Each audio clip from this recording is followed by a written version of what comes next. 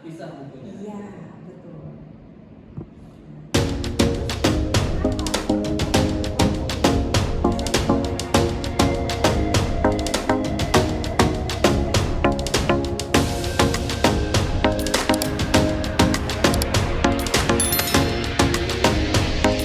Tambahkan tuh Permen 53 tahun 2023, terus Permen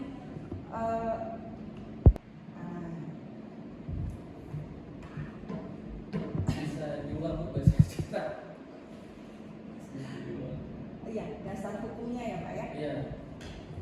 Jadi dasar hukumnya adalah Permen 53 tahun 2023 kan it was ya. Kemudian Permen 53 tahun 2023 ini digantikan oleh Permen 39 tahun 2025. Permen 39 tahun 2025. Oke. Oke Bu. Bapak butuh tabel komparasinya nggak? Komparasi di Ya, Bapak butuh karena Bapak nggak perlu. Sama saya kira kebucut juga ya.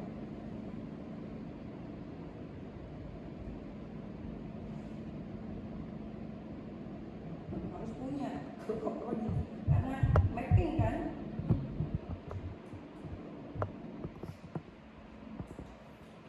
Nah, itu yang Bapak masukkan.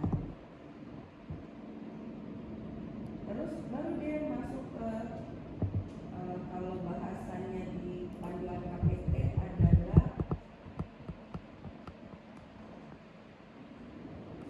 ini ya, kita urutannya ikut ini aja Pak, identitas program studi, evaluasi kurikulum dan research study, baru landasan perancangan dan pengembangan kurikulum yang saya cerita tadi. Kemudian baru itu masuk bab 4, rumusan visi misi, tujuan strategi. Ya.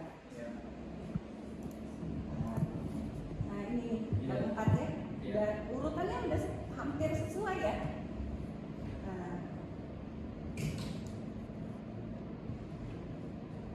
Nah, ini nih ICUB ini adalah university value-nya Abdullah Taman.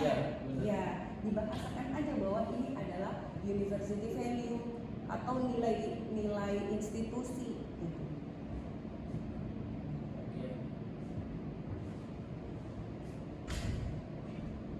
Kemudian visi misi tujuan strategi UPTS.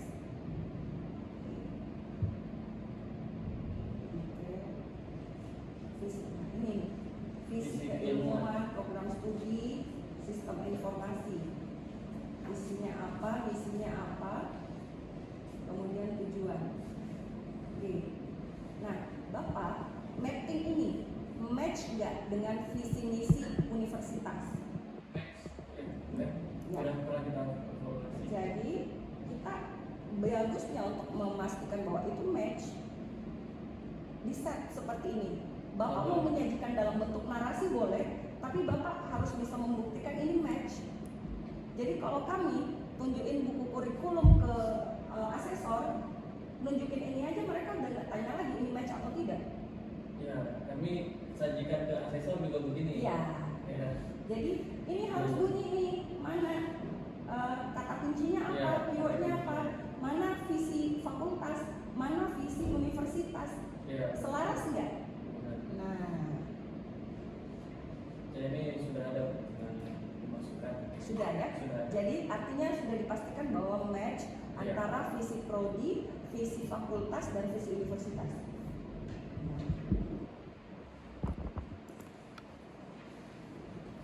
Nah, ini tadi PR kita profil lulusan. Ya, kita kerjakan sekarang.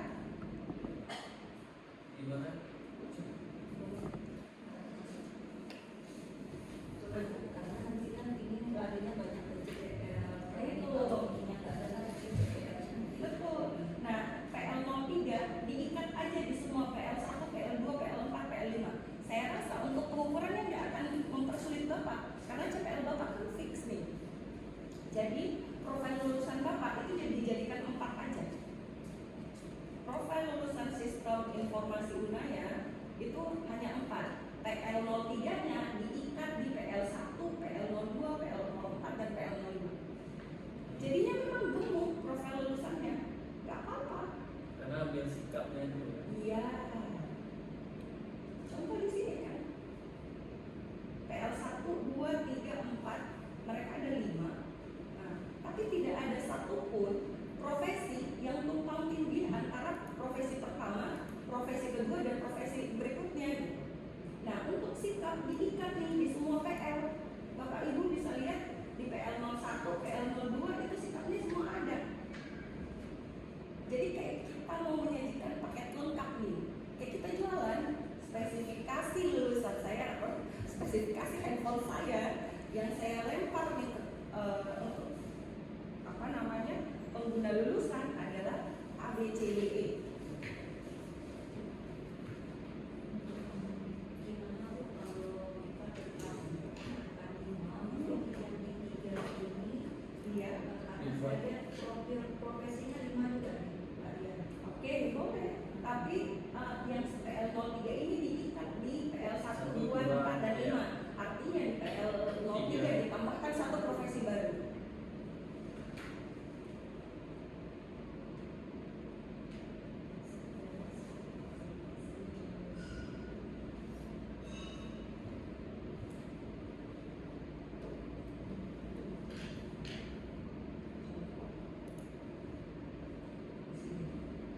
Yang tadi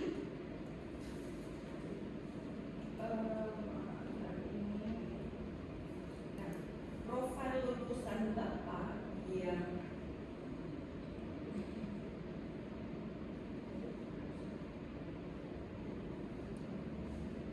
kok ada bisnis proses di sini ya Pak ya? Maksudnya apa? Bisnis proses ini apa? Yang entrepreneurship Bapak kan di PL 04 ya. Jadi yang wira swasta apa sih bahasanya kalau di sini? Wirausahawan, startup owner, workshop owner itu kan match-nya di PL 04 ya. Nah, saya bingung di sini kata bisnis proses. Jadi tidak semua yang diasosiasi itu kalau memang ada yang tidak tepat ya nggak usah diambil. Ini maksudnya peningkatan bisnis proses yang bagaimana?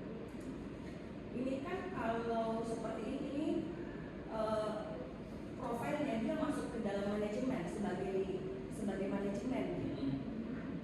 Nah, lulusan S1 kan tidak langsung manajerial ya. Beda kan kalau lulusan S2.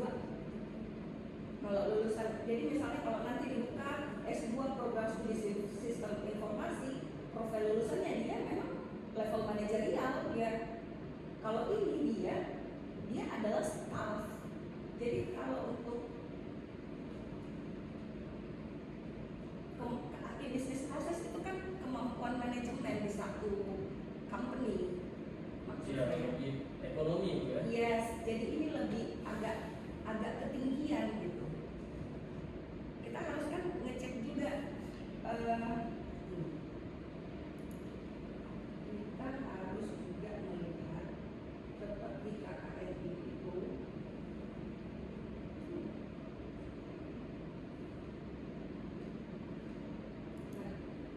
kita itu kan S1 di sini nih. Iya. Kemampuannya jangan ada mengembangkan dia. Kalau mengembangkan itu S2. Jadi kemampuan kerjanya cuma mengaplikasikan, mengkaji, membuat desain, memanfaatkan teks, menyelesaikan masalah. Jadi skillnya itu memang di sini untuk S1. Gak ada tuh yang mengembangkan. S2 nanti baru dia mengembangkan. Ini yang harus kita ingat. KKNI itu fungsinya untuk controlling itu saat ini ya. Ada yang Bapak mau diskusikan? Ya mungkin poin 2 itu lebih ke ini ya, karena kita mau gabungkan PL1 dan PL2 gitu kan. Mungkin itu lebih ke manajemen proses setelah menganalisa atau membuat atau melakukan evaluasi sistem informasi gitu. Kalau dia jadi profesinya apa Pak? PL02 ini profesinya Data apa? analis gitu. Oh, data analis ya. Oke. Data analis. Oke. Ya, data analis memang ke situ ya. Oke. Jadi ini Bapak sudah bisa mapping, juga bisa Bapak bisa Ya kita bisa profesinya ya. Iya, udah Bapak bisa? Belum. TL04 kan yang Bapak yang entrepreneurship di sini kan? Entrepreneurship. Yang Bapak masukkan digital business developer. Digital business developer di sini maksudnya apa?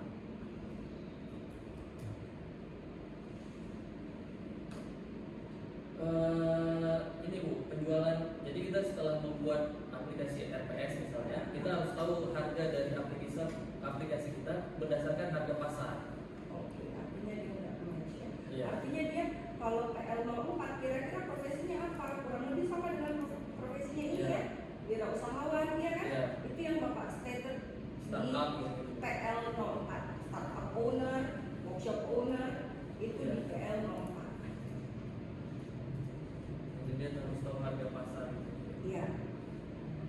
Artinya ini dari profesi yang ada yang Bapak identifikasi di sini bisa dipilah-pilah kan Pak? Iya. Kira-kira di PL03 itu Bapak mau tambahkan profesi apa? Nah itu saya masih mikir tuh. Yang security kan? Oh security di 5 ya? Mungkin ini bisa dilihat-lihat sebagai referensi, Iya. kan kurang lebih sama ya. Mungkin dia itu Bu ya, PL5 tuh ya, kita buat perangkat lunak aja ya. Iya. Engineering programmer itu. Ya, nanti ini bisa Bapak jadikan sebagai referensi Panduan ya. ya. Ya. Tapi pastikan skill tersebut ada di mata Oh, iya. kuliah Bapak. Iya. Iya. Nah, itu aja.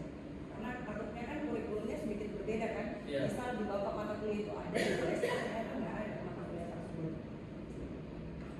Programming. Ya, ini nanti bisa Bapak jadikan referensi. Kemudian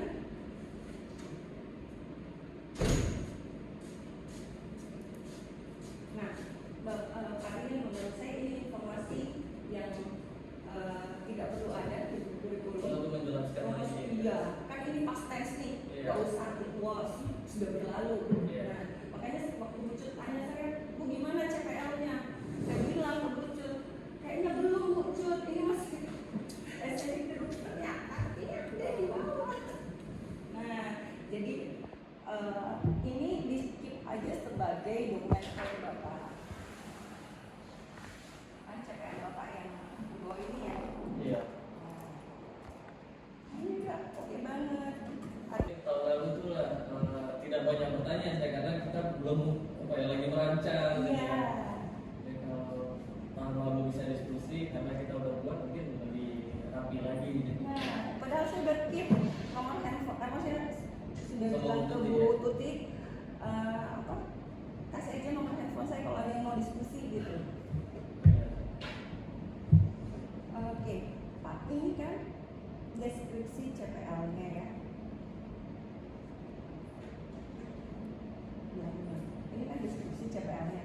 CPL perlu di Bapak itu ada 11. Iya. Nah, jadi sebenarnya yang diperlukan di sini untuk deskripsi CPL, di mana di titik keterampilan umum? Jadi CPL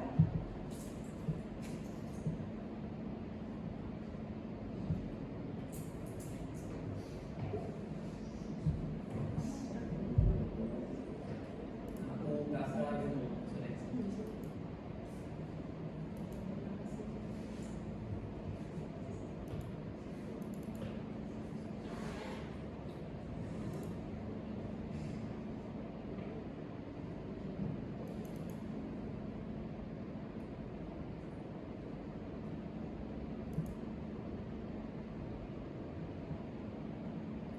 nggak tahu lagi yang mana final result.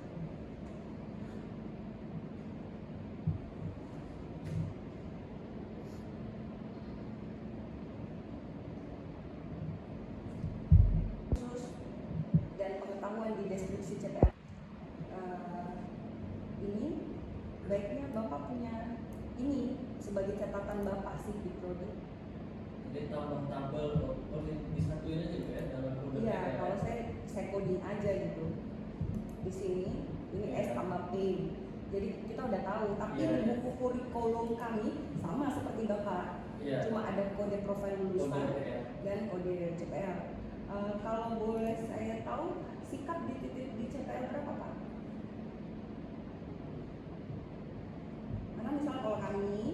sikap itu dititip di profil lulusan 1. Jadi kalau mau mengukur sikap itu CPL 1 aja ditarik. Saya 5, ada 3 Bu. 5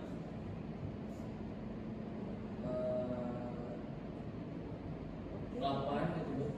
8 ini bukan sikap loh, menerapkan logika. Oh, iya. Ini keterampilan khusus ini.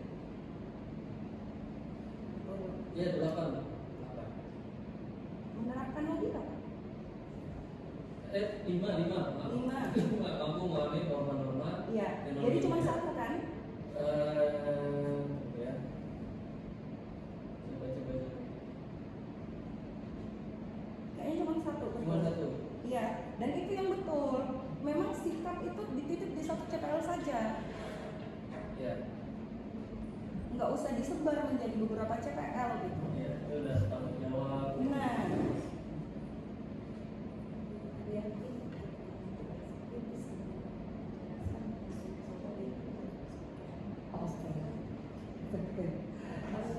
baik, ibu-ibu prodi informasi.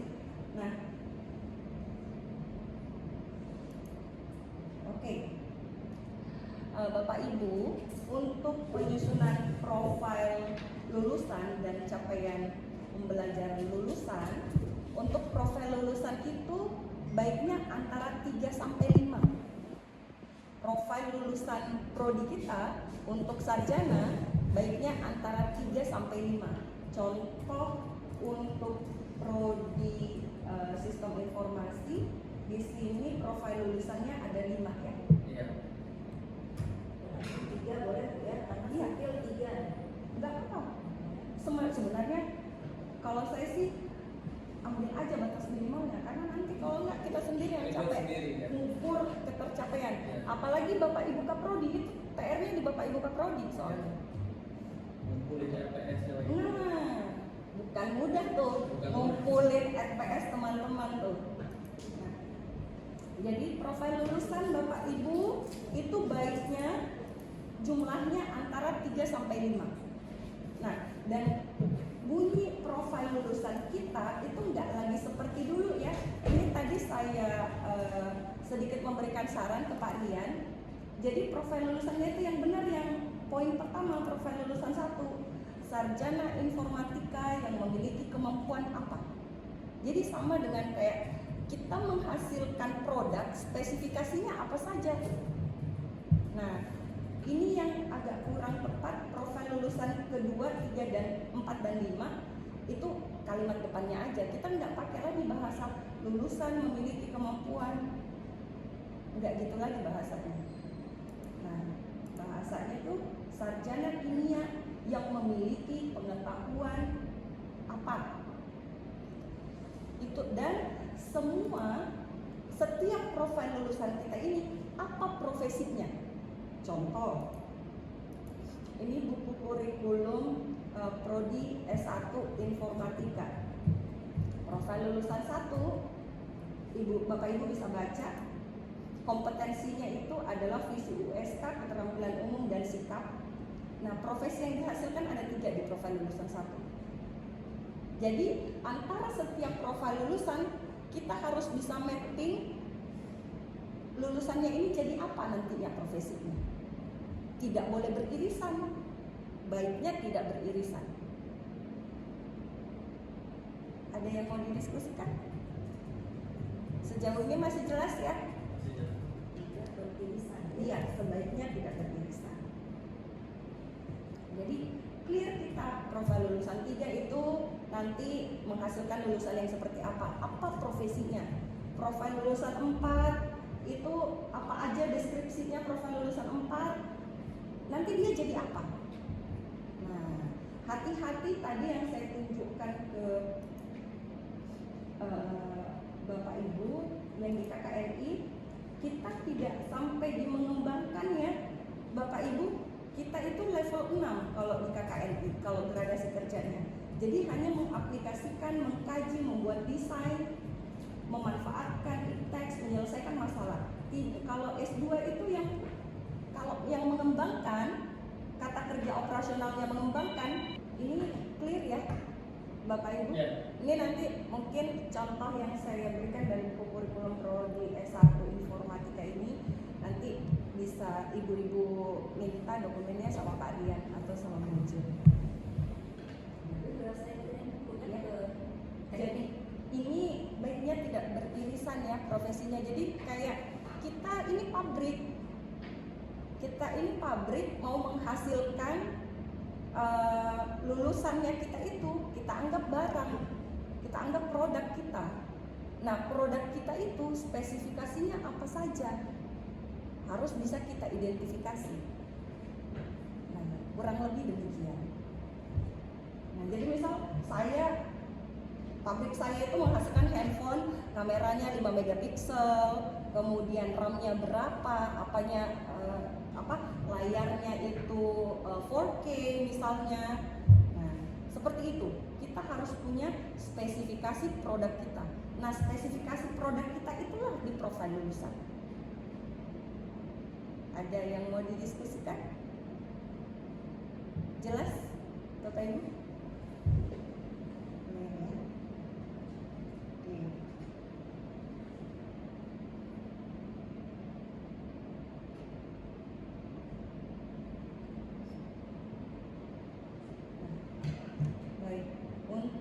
Yang berikutnya, jadi untuk profil lulusan prodi kita memang harus punya tadi ya, makanya tadi saya minta sama Pak Rian dan memang ini adalah format buku kurikulum yang diminta oleh panduan KPT. Kita wajib ada evaluasi kurikulum dan tracer study dulu. Nah, dari evaluasi kurikulum dan tracer study itulah baru kita bisa mengembangkan spesifikasi lulusan kita sesuai permintaan pasar, sesuai permintaan pengguna lulusan kita. Nah, jadi ini wajib ada dulu di depan. Ini contohnya.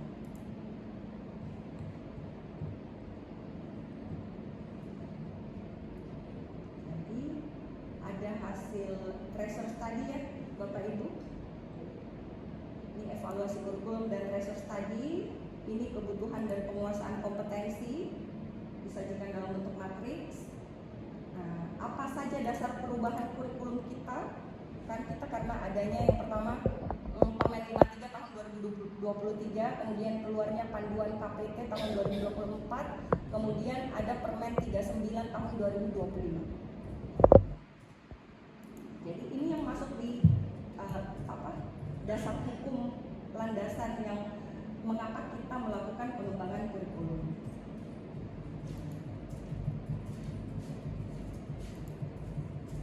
Jadi untuk profil lulusan studi tadi kan saya bilang ya, itu berdasarkan hasil evaluasi tracer studi kita.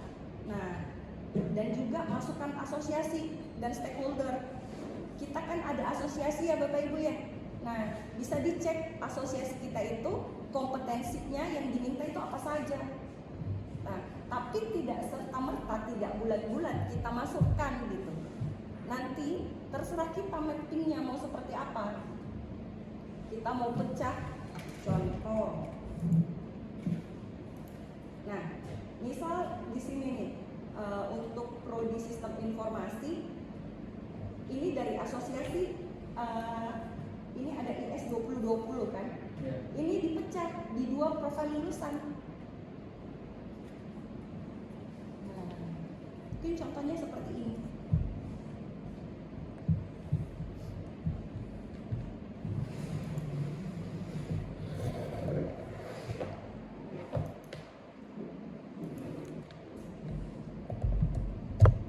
Jadi kalau dulu ini contoh punya prodi saya. Ini profil lulusannya seperti ini ya. Pendidik bidang biologi. Ini penjelasannya apa? Tapi kami sudah tahu profil lulusan 1 itu adalah pendidik bidang biologi.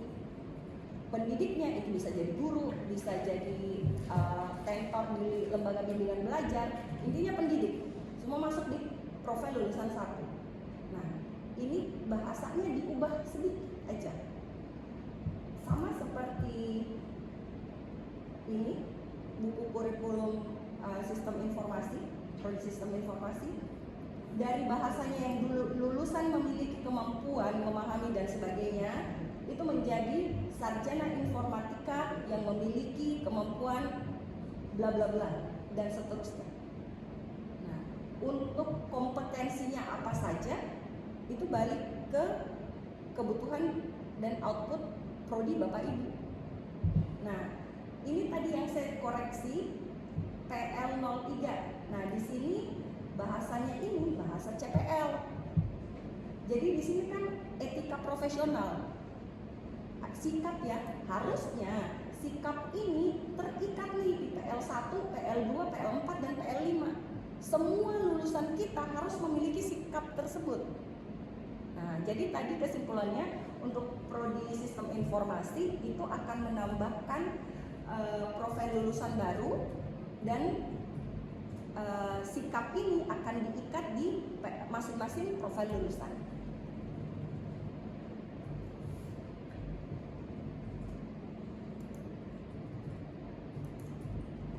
Oke, sekarang kita masuk di perumusan capaian pembelajaran lulusan.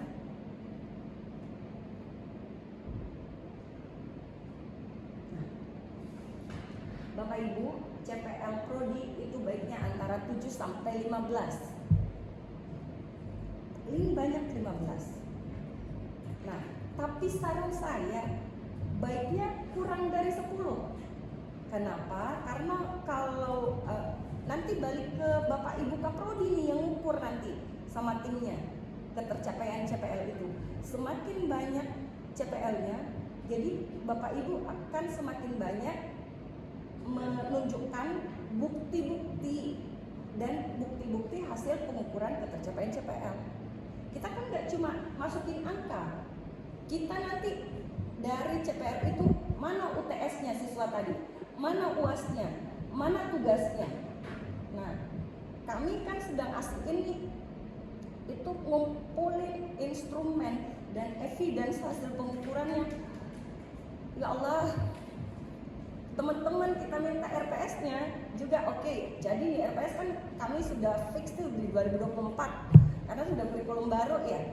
Nah, itu ternyata masih nggak match antara CPNK-nya dengan hasil pengukurannya. Jadi ada yang misal CPNK-nya 4, tapi di hasil pengukuran itu hanya 3 CPNK-nya.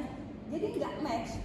Jadi kan harus direvisi tuh RPS-nya menyesuaikan dengan bukti pengukuran, karena kalau kami di USK itu ada sistem informasi yang seperti ini, Bapak.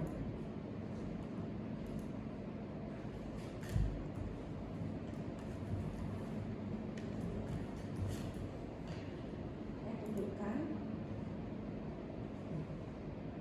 Nah, tapi ini nanti bisa kita buat juga manualnya.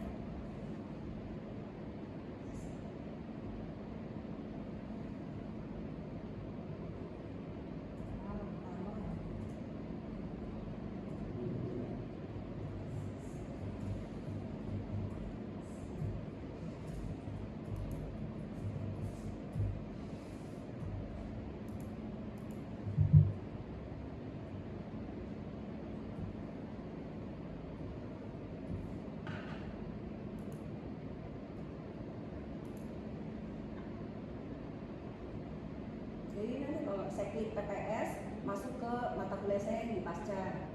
Kalau saya klik D3 dan 4 S1 itu khusus S1 saja.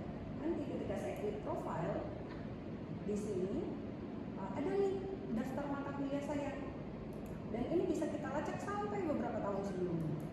Nah, yang mau saya tunjukkan ke Bapak Ibu, kalau di kami pengukuran ketercapaian CPL-nya itu sudah dibantu dihitungkan oleh ICT.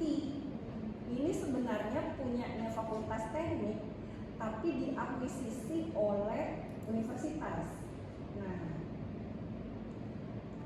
jadi di sini portfolionya udah terlihat Bapak Ibu.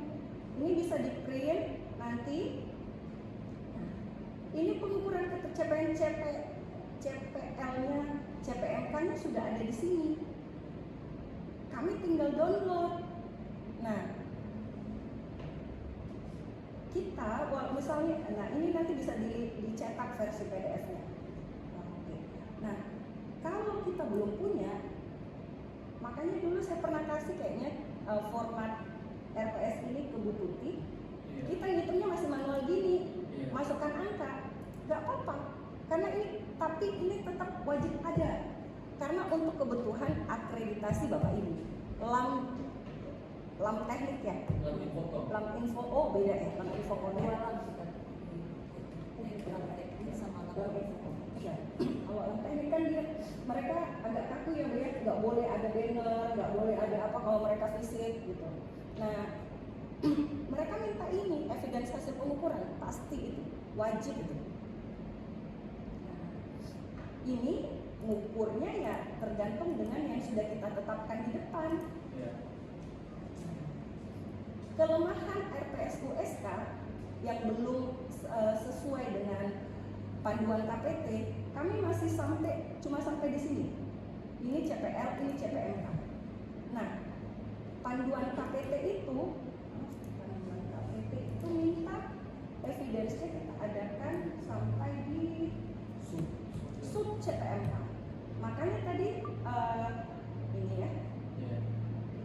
Waktu saya diminta bantu oleh UTU ketika buatkan format RPS, saya langsung buatkan yang seperti ini. Tadi sudah saya tunjukkan ke Pak Rian.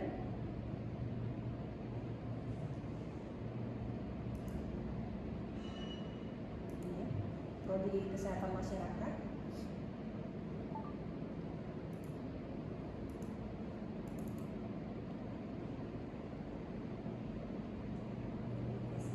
Iya, tadi saya udah kirim ke Ibu ya. Sudah saya kirim juga ke Nah, ini sedikit berbeda dengan punyanya USK. Nah, mereka sudah lengkap sampai ke sub CPMK di sini. Nah, sebenarnya kalau di malah minta ada lagi tuh matriks kesesuaian antara sub CPMK dengan CPL, ada tuh centang-centangnya. Nah, yang penting ini sih Bapak Ibu, rencana evaluasinya clear. Kita kalau mau menyatakan menggunakan project base atau di sini ada pengukuran IQ 7 juga nggak Bu? kita juga ke universitas. Iya, itu dia kalau pengen ke universitas kan kayak prodi kan. Nah, PR Bapak Ibu Kaprodi kan itu salah satunya IQ 7, project based learning dan case method ya. Iya. Nah, di format RPS ini yang punyanya USK sebenarnya tapi dikembangkan lagi oleh UTU. Di sini kalau menggunakan matriks ini kita bisa langsung lihat, oh ini mata kuliahnya PJBL nih. Iya. Kenapa? Ini mix antara PJBL dan test method. Ini udah 51,7%, artinya sudah bisa diklaim IQ. Nah, jadi dari RPS aja kita sudah bisa kontrol tuh ketercapaian IQ prodi. Baru masuk ke ini sub CPMK masing-masing.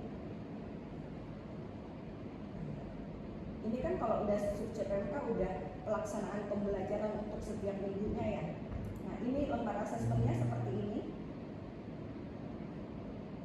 Nah, karena dia mengukurnya di sini langsung sub CPMK, bedanya dengan punya USK, ini punya saya. Kami itu mengukurnya hanya ketercapaian CPMK. Jadi CPMK tidak dipakai lagi gitu maksudnya? Kalau di UTU mereka langsung mengukur ketercapaian sub CPMK. Tapi sebenarnya kan yang diminta adalah ketercapaian CPMK juga kalau menurut saya. Iya. Nah, itu kan yang dilaporkan. Karena nanti dari CPMK itulah yang mau dilaporkan untuk ketercapaian CPL. Benar. Nah, jadi kalau menurut saya sih tetap CPMK mengukurnya ketercapaian CPMK bukan sub CPMK. Kan satu CPMK itu kita breakdown lagi menjadi beberapa untuk dijadikan beberapa kali pertemuan kan. Benar. Nah, Terus nilai sub CPMK-nya jadi kita apa? nah itu dia kalau ikut formatnya utuh ini mereka akhirnya nanti mapping Naik lagi lagi, tuh. naik lagi. Jadi misalnya sub CPMK 1 dan 2 sub CPMK 2 itu punyanya CPMK berapa sih? Mereka gabung lagi tuh. Naik lagi kan? Nah, itu ribetnya kan. Nah, jadi ini balik ke Bapak Ibu, mau seperti apa. Tapi baiknya ini ditambahkan. Kan saya sudah lihat apa di sini ada ya RPS-nya UNA ya.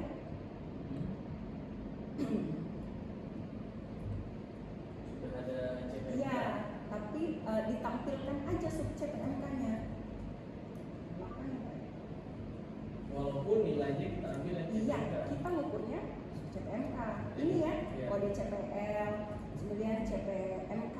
Iya. Nah, tambahin aja lagi satu di capaian pembelajarannya di bawahnya itu ada sub CPMK. Jadi udah sesuai nih dengan punyanya formatnya Belmawa. Di ini format resmi yang ada di panduan KPT 2024. Jadi nanti Bapak Ibu kalau nunjukin ke asesor, saya ngikutin format Belmawa KPT 2024. Saran saya demikian. Boleh tanya, Silakan. dasar kita susun sub CPNK ini dari mana ya? Maksudnya ya kita ambilnya dari CPNK, tapi satu CPNK berapa sub CPNK? Tidak ada. ada aturan baku mengenai. Oh. Contoh, saya di sini ada 4 CPNK ya. Nah, CPNK A atau CPNK 1 itu saya breakdown menjadi 2 sub CPNK. CPNK 2 itu hanya di satu kali pertemuan. Ini CPNK 3 malah jadi 1, 2, 3 sub CPNK. CPNK 4 itu sub CPNK-nya itu cuma 1. Intinya kita mau mengoperasionalkan CPNK tadi. Nah, irisannya itu di mana saja? Kalau diajarkan, jadi kalau untuk batasannya tidak ada. Batasannya adalah seluas apa CPNK Bapak Ibu ini mau diajarkan berapa kali pertemuan. Ini contoh untuk mata kuliah statistika. Jadi untuk konsep dasar statistika, parametrik, non parametrik, di saya itu saya breakdown jadi 2 sub CPNK dan diajarkan untuk 3 kali pertemuan. Bu, ini keputusan dosennya. Iya, kita Ya kan? dosen. Dan Dosen, kita ya. tidak, ini keputusan dosen, keputusan profesional kita Ya. selaku pengampu mata kuliah tersebut. Ya. Jadi pertimbangannya apa dasarnya? Pertimbangan logis. Ya. Karena yang tahu persis karakteristik mata kuliah tersebut adalah dosen pengampu. Jadi kalau ditanya, apakah satu CPNK wajib jadi 3? Tidak. Bisa saja satu CPNK itu menjadi 5 sub CPNK, atau bisa saja jadi hanya 2 sub CPNK tapi diajarkan untuk 5 kali pertemuan. Contoh seperti ini, 2 sub CPNK tapi sub CPNK yang kedua itu saya ajarkan 2 kali pertemuan. Jadi bukan berarti kita ada setiap pertemuan kita punya 1 sub CPNK, enggak gitu juga. Nah, misal 9, 10, 13 apa? Oke. Contoh sub CPNK yang keempat ini diajarkan untuk 3 kali pertemuan. Intinya kan kita cuma diminta untuk menunjukkan CPNK kita mengajarnya itu terstruktur dan bisa nanti menunjukkan bukti hasil pengukuran. Nah, makanya di sini kalau di WSK ada nih bobotnya setiap minggu 2,5, 2,5. Ini dari mana? Dari tugas-tugas ini. Nah, ini di breakdown, ini angka ini dapat dari mana? Breakdown dari ini, total yang ini. Nah, misalnya di sini kan bilang ada kuis nih. Kuisnya ada 4 kali. Kuis 1, 2, 3, 4. Artinya ini dan kuisnya ini ada di CPNK 1, 2, 3, dan 4. Nah, ini dihitung nih berapa totalnya? 14. 14% ini dibagi 4. Dapatlah untuk masing-masing kuis. kuis 1 itu 2,5, kuis 2 2,5, kuis 3 10%. Kenapa 10%? Pasti ada pertimbangannya. Untuk UTS dan UAS itu CPNK. Gimana ini? Yang di bawah, yang di jadwal. Nah ini nggak ada sub CPNK. Enggak. Jadi Tetap ya. UTS-nya itu meliputi CPMK 1 dan CPMK 2. Ya, berarti dia nggak kena ke sub CPNK. Iya, jadi misal ada 5 sub CPMK di dalamnya, kan include dia di CPMK 1 dan CPMK 2. Oh iya, kita sebut CPNK-nya. Iya. Karena yang diambil CPMK-nya kan. Untuk ini untuk ujian akhir semester, ini kan artinya untuk CPMK 3 dan CPMK 4. Iya. Nah, ini ada nggak ya mereka?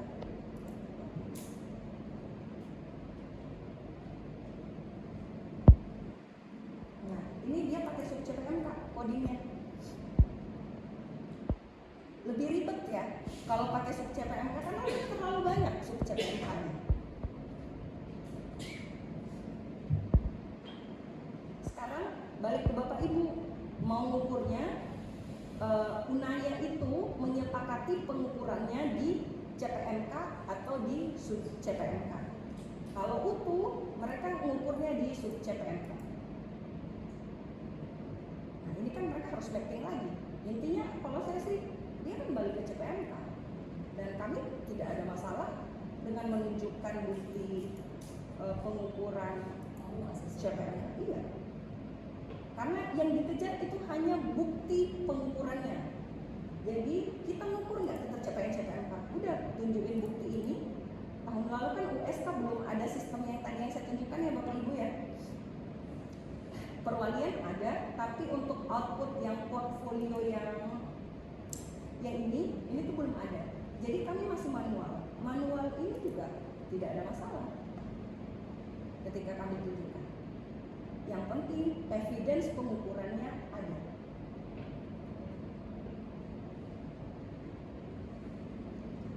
Kita lanjut ya, Bapak Ibu ya. CPL itu antara 7 sampai 15 dan CPL ini Bapak Ibu digabung ya. Nah, jadi kalau dulu di KKNI kan kita pisah tuh pengetahuan, keterampilan, sikap. Nah di Permen 53 tahun 2025 itu udah diminta digabung. Jadi bahasanya sudah seperti di buku kurikulum sistem informasi tadi. Nah ini ya saran saya antara 7 sampai 15. Nah Bapak Ibu mungkin yang belum fix CPL-nya, saran saya nggak apa-apa CPL-nya gemuk, jadiin buat aja di bawah 10. Karena semakin banyak CPL-nya, semakin banyak bukti pengukuran yang harus Bapak Ibu tunjukkan. Nah, penyusunan kalimat CPL-nya itu pakai pola SMART atau pola, jadi seperti ini ya Bapak Ibu ya. Mampu melakukan apa? Ini tadi sudah ditunjukkan, dituliskan dengan baik oleh Prodi Sistem Informasi. Pakai pola ABCD juga boleh, kurang lebih hasilnya sama aja. Ini contohnya. Tadi punya prodi informasi itu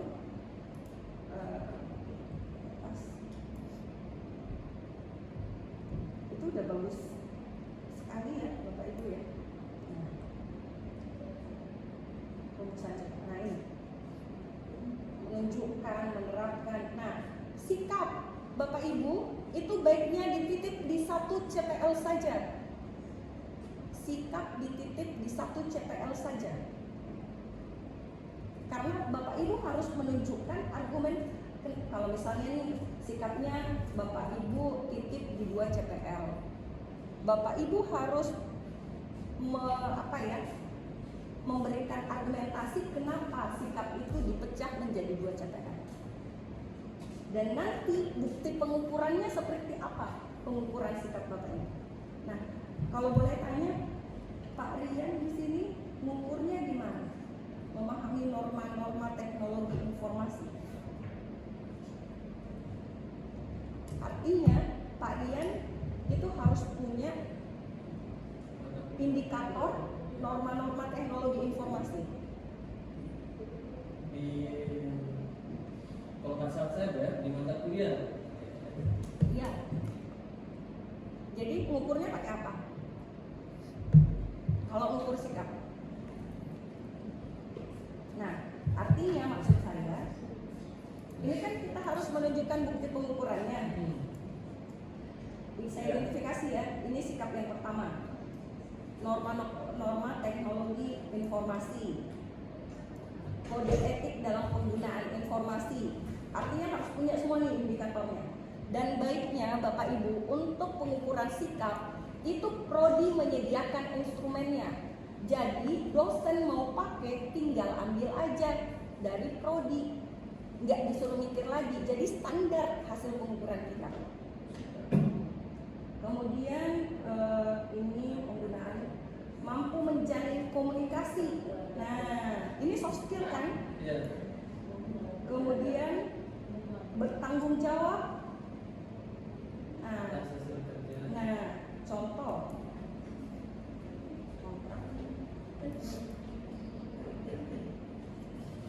Nah, kalau di USK pengukuran sikapnya, instrumennya itu kami harus tunjukkan di kontrak kuliah. Nah, ini contohnya. Jadi ini pengetahuan, ini sikap. Nah, tergantung sikap apa yang diukur. Sikap kemandirian. Selemah-lemahnya iman aja Bapak Ibu, checklist seperti ini juga boleh. Tapi kita ada alat ukurnya, ada bukti pengukurannya.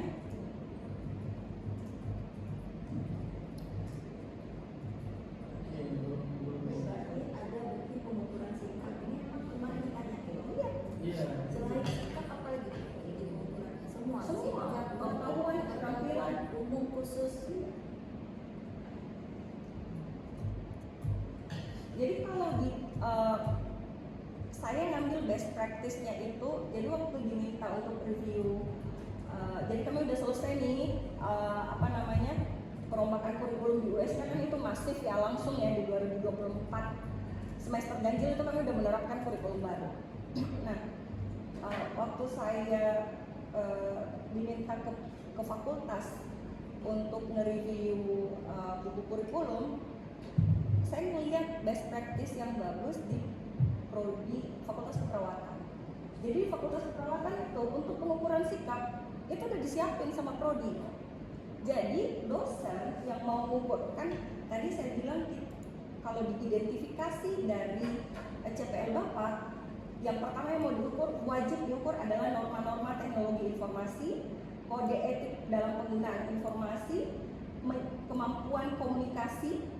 Ini adalah soft skill sebenarnya. Jadi sebenarnya Bapak di CPL 05 ini keterampilan khusus dan sikap. Nah, dan sikap tanggung jawab.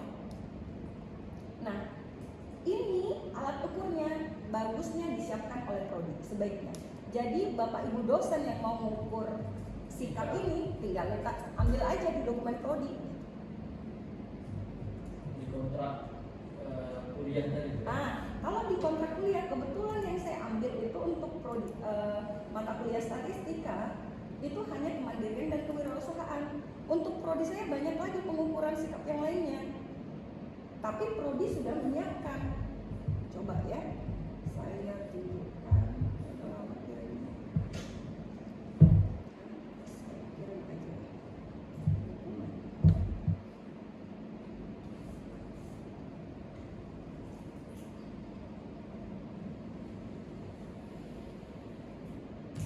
Nah, bahkan untuk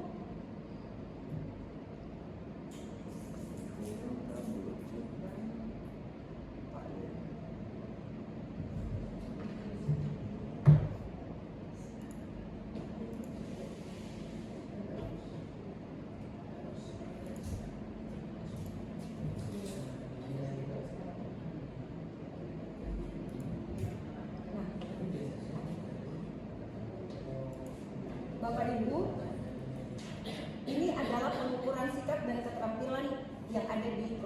Jadi sikap apa aja sudah ada di sini.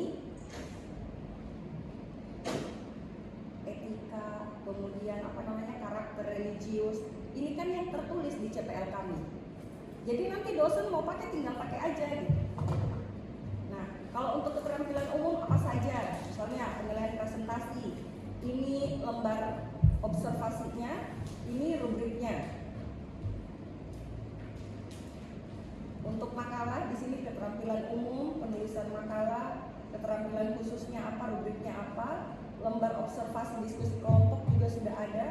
Nah, silahkan kalau mau ditambahkan. Nah, jadi teman-teman dosen di prodi tersebut, kalau di mata kuliahnya ada pengukuran sikap, langsung ambil aja dari database prodi.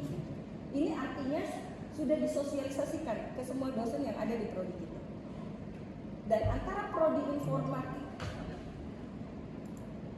prodi sistem informasi dan prodi teknik sipil pastinya berbeda CPL untuk sikapnya. Artinya rubriknya juga ada yang berbeda. Silahkan, saya udah kirim ya bahannya, variannya. Jadi kalau mau diperkaya silahkan.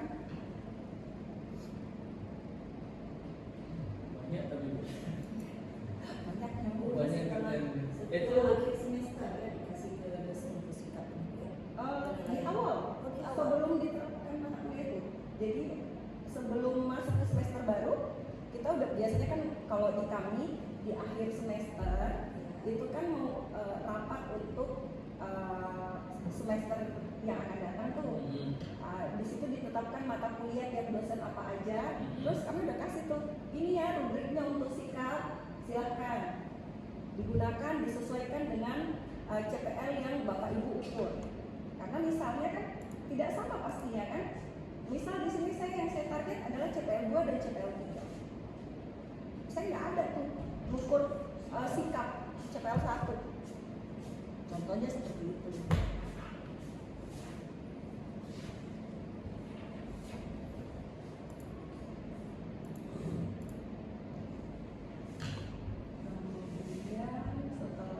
berarti Kaprodi yang menerapkan ke mata kuliah apa aja yang ada sikap ya? Nah, itu dia yang saya mau sampaikan ke Bapak. Mapping, tapi saya udah lihat ada di buku kurikulum Bapak. Salah Pak.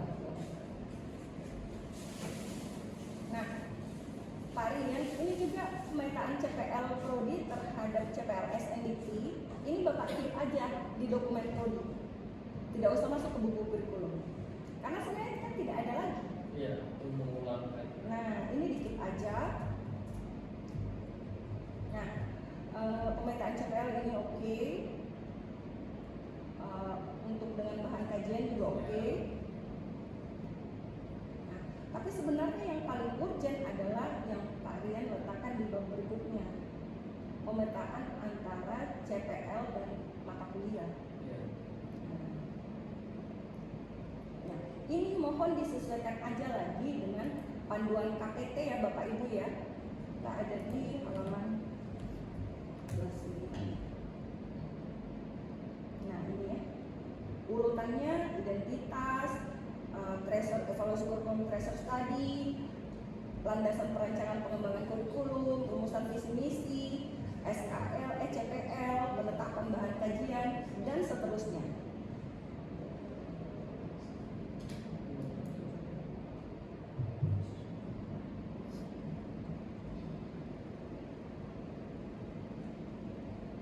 Nah, yang ini adalah bahan kajian CPL MK. Ini berulang informasinya Pak Rian. Pemetaan BK ya. Redundant kan? Karena Bapak sudah sajikan di bab sebelumnya mapping antara CPL dan bahan kajian sebelumnya. Nah, ini dikit aja saran saya di dokumen prodi. Tidak masuk ke buku kurikulum. Tapi nanti ketika asesor minta evidence-nya, silahkan diberikan. Nah, kemudian ini penting SKS. Nah, varian yang belum ada adalah saya belum lihat mapping mata kuliah di prodi sistem informasi terhadap mata kuliah PJDL dan cash method. Titipan ikut 7 di mana? Itu mappingnya. Jadi baiknya didiskusikan dulu dengan teman-teman di prodi, karena ini kan juga harus keikhlasan pengampu mata kuliah tersebut ya. Nah kan tidak semua. Nah saran saya memang untuk mata kuliah PJBL dan case method itu adalah mata kuliah tahun kedua. Sophomore. Jadi di semester 1 dan 2 itu nggak ada PJBL dan case method. Karena itu kan masih dasar tuh. Jadi didiskusikan targetnya berapa persen mata kuliah yang PJBL case method. Kalau kami di USK itu targetnya setiap prodi minimal ada 60% mata kuliah yang PJBL dan case method. Ya sebenarnya izin jawab. Silahkan. Sudah ada mata kuliah PJBL dan case method. Cuman memang belum masuk ke dalam buku kurikulum ini karena pembentukan PJBL dan case method itu baru saja kami lakukan di awal tahun 2025 dan untuk kebutuhan asesmen juga, asesmen. Nah itu sudah ada tapi memang belum masuk ke sini, belum masuk ke buku kurikulum. Dan pembentukan kami itu masih mungkin kurang lebih sekitar 30 atau 45% mata kuliahnya. Tapi bisa dibuktikan dari di drive. Iya, nggak apa-apa. 45% juga nggak apa-apa karena mungkin di Unaya tidak ada aturan itu. Kalau kami memang ditentukan oleh universitas bahwa setiap prodi wajib 60%. Kalau di Unaya belum ada regulasi itu nggak usah dipaksa. Gitu. Nanti kalau udah dibuat regulasi baru kita tambah. Ngapain mempersulit diri? Ini aja beban hidupnya udah banyak kali kan? Ya, itu berdasarkan dosen-dosen juga soalnya. Iya benar. Kan harus kita sepakati kenapa? Karena kalau teman-teman pengampu mata kuliah tersebut tidak sepakat, nanti implementasinya juga kan tidak akan berjalan dengan baik. Kita tidak punya bukti pengukurannya. Nah, itu yang kita butuhkan padahal kan. Bu izin juga nanya, case method dan PJBL itu di bab mana ya Pak? Ini saya tunjukkan ke Bapak ya. Bapak ini belum ada ya? Belum. Itu Jam kuliah. Oh, jam kuliah. SKS itu selama berapa kali 16 minggu berapa perhitungannya nanti Bapak bisa lihat. Kita CPMK dengan mata kuliah ini. Oh, daftar CPMK dengan mata kuliah. Saya udah lihat ada sih. Ada tadi. Iya. Ada di bawah masih. Tapi belum semua ya Pak ya? Belum semua. Data kurikulum.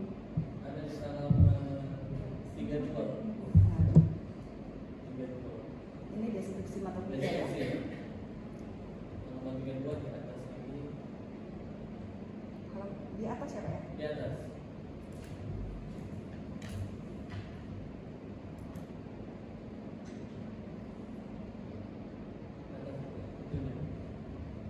Ini Pak, 32, halaman 32. Iya. Daftar CPMK nya mana? Daftar CPMK. Iya, daftar CPMK.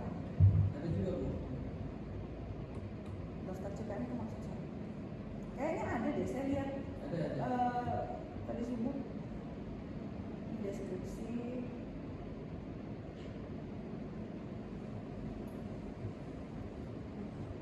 Ini di bawah. Di bawah Di kan, CPMK. nah, ini dia nih, halaman 53. Nah, ini mata kuliahnya apa? Kemudian kode CPMK-nya. Iya. Mata kuliahnya apa nih Pak? Itu kodenya jadi harus kita periksa. Oh, oke, ini ya S3. Iya. Iya. Karena kalau masuk mata kuliah panjang itu. Iya, paham. Mapping, MK, CPL, CPMK.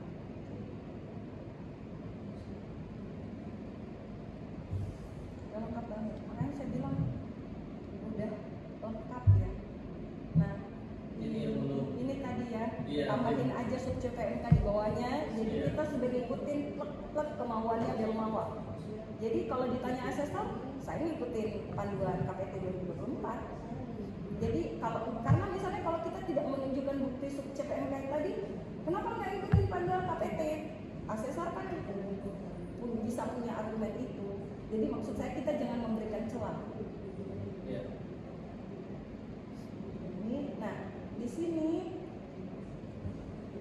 nah mapping sub CPMK ini berasal dari CPMK yang mana? Nah, jadi bagus bagusnya sebenarnya kalau Bapak punya daftar sub CPNK ini di atas, kan di bawah CPNK ini ada sub CPNK kan. Jadi ini kan memang sub CPNK ya, kolom ini kan untuk sub CPNK ya. Nanti sub CPNK ini kasih aja dalam kurung gini, supaya kita tahu dia source-nya dari CPNK mana. Kayak misalnya ini CPNK 01, ini sub CPNK 1, sub CPNK 2 berasal dari CPNK 01. Iya. Ini kan sudah sub CPNK Bu. Jadi kalau ini ada dua ini yang warnanya sama, ini artinya dia berasal dari CPNK yang sama. Dan ini sub CPNK 1, ini sub CPNK 2 untuk CPNK 01 atau turunan dari CPNK 01. Iya. Iya, udah, makanya udah bagus, buat sisa sedikit aja. Tapi kan saya harus sosialisasi ke dosennya Ya, dulu. itu aja. Nah, itu yang berat Pak. Itu yang ribet. Teman-teman. Tapi tambah dikit aja Pak. Iya. Untuk memudahkan juga kan. Iya. Nah, ini PJBL test metode-nya ya. Itu teori. Nah, kami itu di mapping berapa persen mata kuliah PJBL, berapa persen case method itu sudah ada di buku kurikulum. Sebentar, ada tabelnya.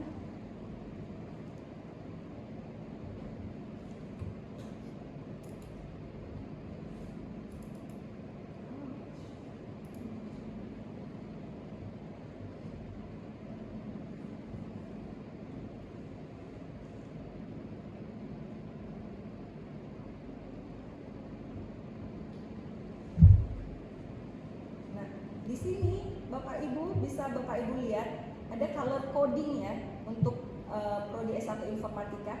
Ini adalah daftar mata kuliah pilihan. Ada color codingnya kuning, biru, orange, hijau. Iya. Nah ini mewakili kompetensi bidang masing-masing. Oke. Nah ini pasti sudah ada di Bapak. Saya lihat ada tadi. Tapi mungkin nanti diidentifikasi Iya, aja tidak di- mana mata kuliah pilihan untuk yang mewakili kompetensi bidang yang mana. Iya. Tidak harus pakai color coding. Yang penting ada catatan prodi mengenai itu. Jadi ketika ditanya asesor kita udah punya. Iya. Nah ini informasi umum. Kalau di kami ada rangkuman seperti ini. Berapa jumlah minimal beban belajar yang haruskan pada saat lulus 144 SKS. Jumlah mata kuliah pilihan yang harus diambil 15 SKS, mata kuliah pilihan yang ditawarkan 89 SKS, komponen mata kuliah MKWU itu 14 SKS, keterampilan 30 SKS, dasar keilmuan 32, ini sampai ke bawah. Nah, di kami ada titipan SDGs Bapak Ibu. Kalau di Bapak Ibu belum ada, nggak usah ditambah-tambahin beban hidupnya. Kami di USK mungkin dipikir beban hidup kami kurang, ada, jadi ditambah aja terus. Nah, Bapak mungkin ganti SDGs ini dengan mata kuliah PJBL case method. Berapa SKS totalnya? Itu masuk ke informasi umumnya. Yang sisanya yang di atas kan masih sesuai format loh ya. Iya. Lulusnya satu format. Ini kan tinggal tambahin dikit. Makanya saya bilang punya Bapak itu 85% udah jadi, tidak banyak yang harus diubah, 90% malah. Cuma ditambahkan informasi tertentu dan menghilangkan informasi. Ada beberapa informasi Yang berulang, gitu. yang berulang itu. Masuk CPNK 5 PN. Iya. Nah ini kalau di kami nih ada tabel 3.10. Nah ini yang saya bilang tadi. Mata kuliah yang berkaitan dengan SDGs, problem based learning, kemudian project based learning, kemudian case method dan MBKM. Sorry, PBR ini pembelajaran berbasis riset PBR. Kami ada ya pembelajaran berbasis riset itu langsung dipetakan oleh prodi. Cuma prodi ini belum mapping ya. Nah, ini ada problem. Saya lihat punyanya.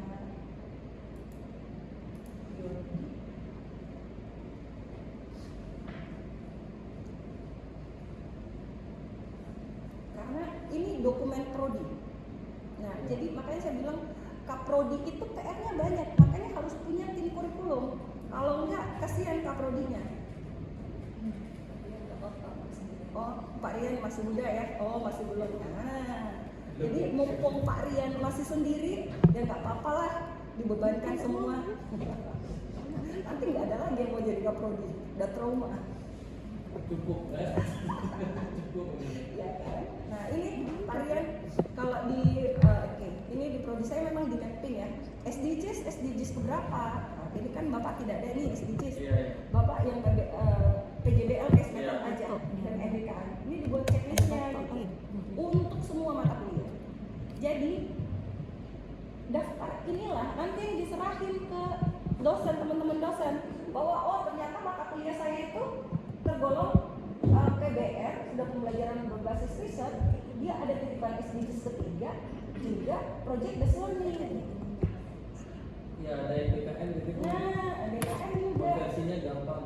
Nah, jadi teman-teman itu bisa memetakan, tahu sendiri, cek sendiri. Nah, nanti Bapak, makanya saya bilang Bapak butuh tim kurikulum, ataupun misal kalau Bapak sendiri yang mengerjakan, Bapak harus review itu.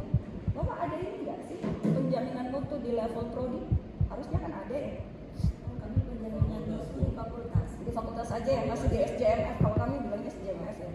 Nah kalau kami di prodi itu level prodi juga ada. Jadi nanti yang ngecek apakah RTS tersebut sudah sesuai titipan-titipannya.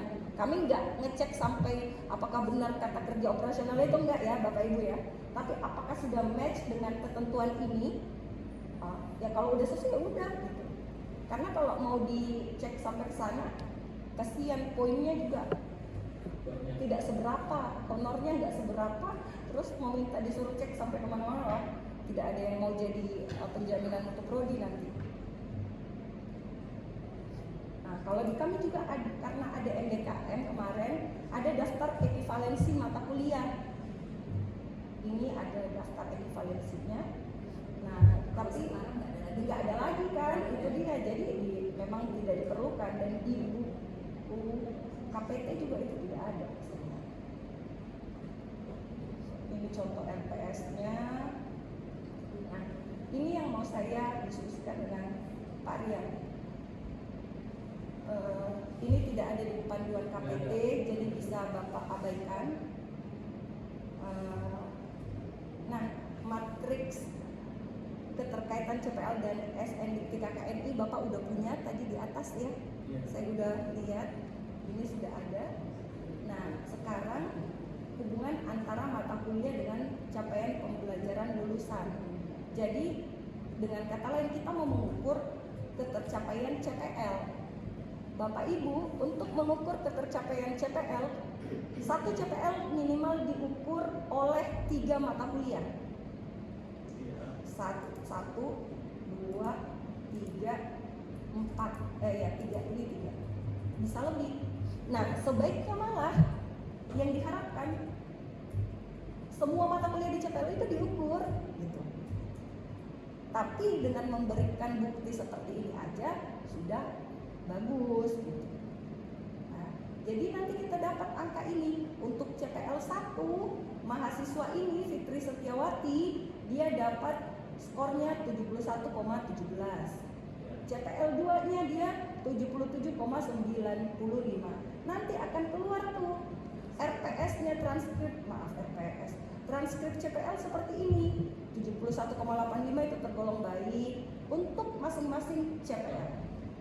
Nah, Per mata kuliah bukan ya? no, ini per CPL. CPR. Ini per CPL, kemudian ada pengesahan Kaprodi di bawah. Ya, ini belum. Ya. Nah, saya mau tanya Pak Rian, bagaimana cara Pak Rian mengukur ketercapaian CPL Prodi Bapak?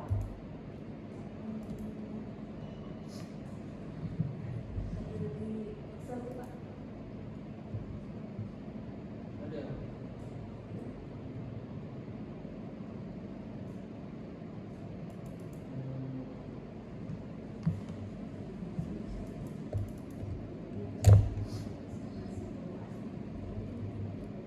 Nah, Pak Rian sebelum buat pengukuran itu, ini juga harus disosialisasi dulu ke teman-teman bobot masing-masing mata kuliah terhadap CPL-nya.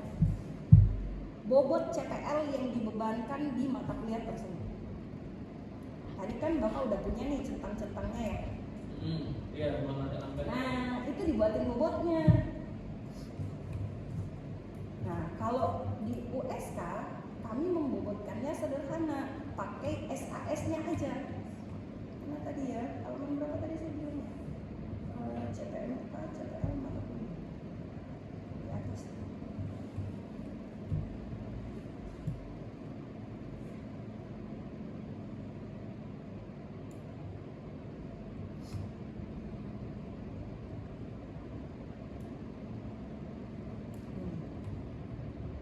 Nah, ini ya, varian pendidikan agama Iya, CPL belum ada ini. 11.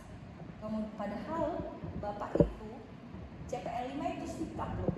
Harusnya pendidikan agama itu ada juga di CPL 5. Ini menurut saya mapping CPL Bapak terhadap mata kuliah masih belum optimal. Makanya saran saya duduk rapat prodi dengan tim dosen, berikan penjelasan CPL itu ke setiap dosen, baru kemudian mapping bareng-bareng, diplenokan dan disepakati. Agama nggak mungkin kan nggak masuk sikap dan nilai, nggak logik kalau nggak masuk. Nah, untuk sikapnya, seingat saya kalau Unaya itu ada religiusnya ya. Nah, itu kok nggak bunyi di CPL Bapak, CPL 05 itu.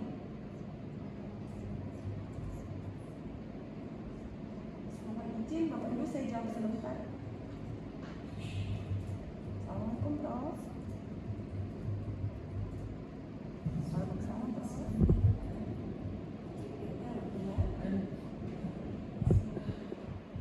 Udah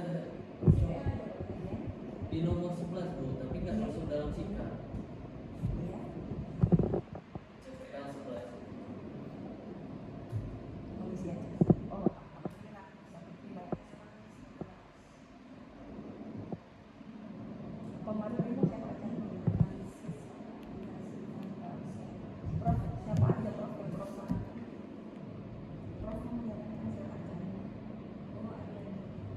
Saya masukkan namanya Pak ya.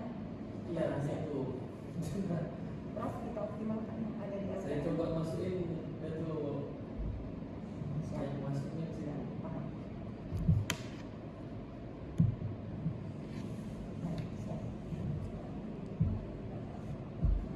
Ya, di 5 ya ada.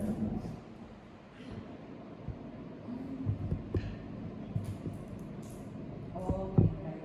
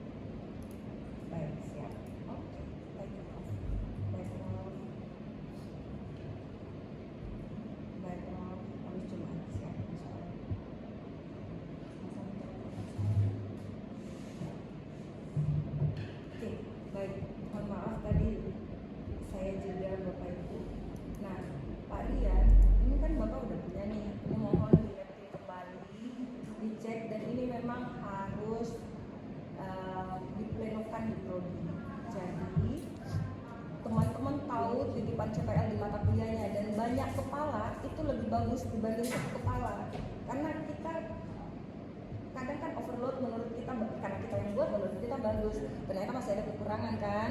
Jadi kita minta bantu teman-teman juga untuk menilai kesesuaiannya. Ini menurut saya baiknya di mapping kembali, karena nggak logik ketika Pancasila dan agama itu tidak masuk CPL 5. Sedangkan kita menitipkan CPL sikap dan nilai itu di CPL 5, kemudian mohon CPL 5-nya disesuaikan kembali dengan nilai-nilai universitas tadi. Kan kalau saya tidak salah kan ada religiusnya memang di Nah, UNAYA. itu masuknya ke CPL 11. CPL 11. Iya, kebudayaan itu, nilai-nilai agama dan lain-lain. Makanya di bagian pendidikan agama tuh masuknya ke CPL 11. Oke. Ya udah, yang penting Bapak bisa mapping ya. Iya. Tapi kan CPL 5 nggak mungkin nggak masuk Pak. Iya, itu Yang dia. Pancasila itu karena dia kan ada nilai apa tadi? Banyak nilai-nilai di situ. Nah, jadi ini di mapping ulang aja. Setelah di mapping ulang, ini saya kasih ke Bapak juga nanti. Bapak buat bobot CPL-nya. Kalau di USK kan simpel aja. Mata kuliah tersebut 2 SKS. Bahasa Indonesia nih 2 SKS.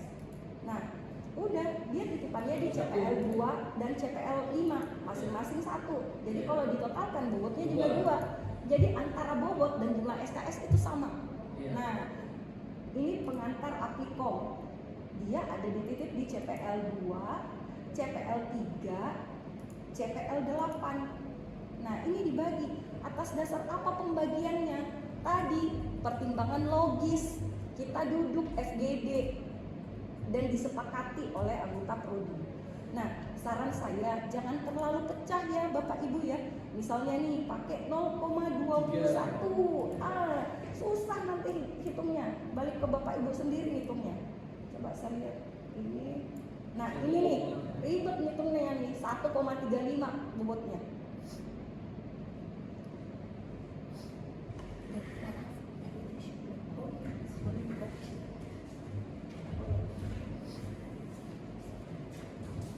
Kalau terlalu pecah seperti ini desimalnya, Bapak Ibu sendiri yang capek ngitungnya. Nah, setelah punya tadi, ini ya, saya berikan Excel ini ke Bapak nanti. Iya. Nah, ini kan yang bobotnya ya, kita sudah punya bobotnya ya. Nah, nanti kita masukkan nih, misalnya nilai mata kuliah teknik laboratorium itu untuk mahasiswa A 67,52. Dia kan teknik laboratorium itu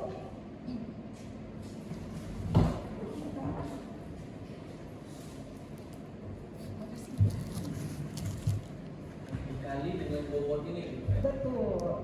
Jadi misalnya nilai untuk mata kuliah labnya mahasiswa tersebut 85. 85 kali 0,5 berapa dapatnya? Masukkan ke sini.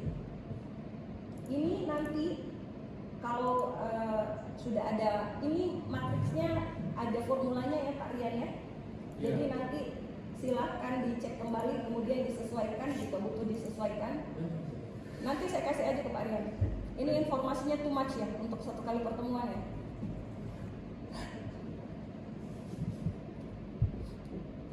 Kecepatan ya Pak Rian ya. Banyak Bu. Kayaknya udah overload teman-teman. Kayaknya udah. Nanti pertemuannya tuh nggak sekali, karena dengan Bu Ulfa aja di tingkat universitas itu sudah beberapa kali. Itu pun masih belum banyak prodi yang menyelesaikan. Kalau tidak salah saya dari 3 kali Bu Ulfa dan Anggumani itu baru 2 prodi yang menyerahkan ke Ibu WS kurikulum mobilnya, termasuklah salah satunya sistem informasi. Nah itu 3 kali bukan, apalagi ini di Fakultas Teknik kita baru sekali. Sama nanti beberapa kali sampai semua prodi itu berhasil selesai kopinya. Jadi PR-nya itu ya Pak ya. Iya. Sekarang adalah pembobotan. Kan Bapak udah punya nih. Bapak sudah punya yang centang-centang ini. Ini mohon didiskusikan lagi ya. Karena Iya. menurut saya kalau melihat CPL-nya masih ada yang belum tepat mappingnya. Jadi setelah itu diangkakan ya seperti ini. Ini cara USK seperti ini. Bapak nggak harus seperti ini. Kalau di kami membobotkan CPL berdasarkan berapa besaran SKS supaya teman-teman dosen nggak bingung. Iya, saya bingung juga. Tapi kalau Bapak misalnya mata kuliah bahasa Indonesia itu 2 SKS, Bapak mau kasih bobotnya 5 juga boleh. Karena gak ada panduan yang pasti pasti. Gitu. Tidak ada, Iya. tidak ada algoritma yang menentukan bagaimana kita harus menghitungnya. Iya, Jadi makanya. kita ini algoritma pengembangan USK. Nah, berdasarkan algoritma inilah keluar matriks yang ini kami. Iya, iya. Jadi lebih mudah juga hitungnya. Iya, karena ada yang jelek tadi ya. Ada yang nih di bawah nih. Nah, ini tidak diukur nih. Nah, ini di bawah nih.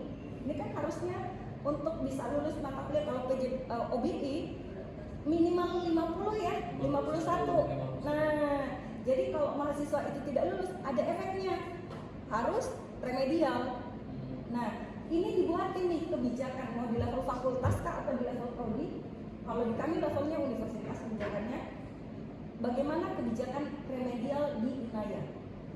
Jadi kalau remednya itu sebelum mata kuliah itu berakhir ada kesempatan remedial. Iya. Kalau di kami di USK selemah-lemahnya iman 1 kali. Iya. Nah, tapi yang remedial itu nilainya tidak akan bisa sama Bagus, dengan ya. temannya yang tidak remed karena tidak fair. Dia kan Iya. dapat kesempatan kedua ya. Ada batas skor maksimum untuk remed, misalnya Iya. 70 gitu. Iya. Walaupun dia dapat 100 gitu. Iya. Nah, kalau di USK karena takut terlalu banyak pergolakan dari teman-teman, namanya di universitas gitu kan sama seperti di Unaya, isinya kan orangnya pendidikan tinggi semua pasti kritis-kritis kan ya. Iya, punya pendapat masing-masing, ya. Punya pendapat masing-masing. Untuk satu kalimat aja tuh bisa 1 hari diskusinya untuk dinyatakan kritisnya. Apalagi kita mau, makanya kalau di USK kebijakan remedialnya itu memang ditentukan oleh universitas, tapi implementasinya dibalikan lagi ke dosen pengampu yang bersangkutan. Tapi memang wajib ada remedial, selemah-lemahnya iman 1 kali. Kalau udah diberikan, ada juga kalau dosennya mau dan berbaik hati dikasih kesempatan sampai 3 kali di semester itu. Tapi kalau tidak lulus juga, dia harus ngulang tahun depan. Nah, itu dia. Ini kayak mastery learning kan, sama seperti di pendidikan dasar dan menengah. Ada sistemnya pembelajaran tuntas, itu yang mau diterapkan juga oleh Kementerian Pendidikan Tinggi. Intinya apa? Mempercepat masa studi.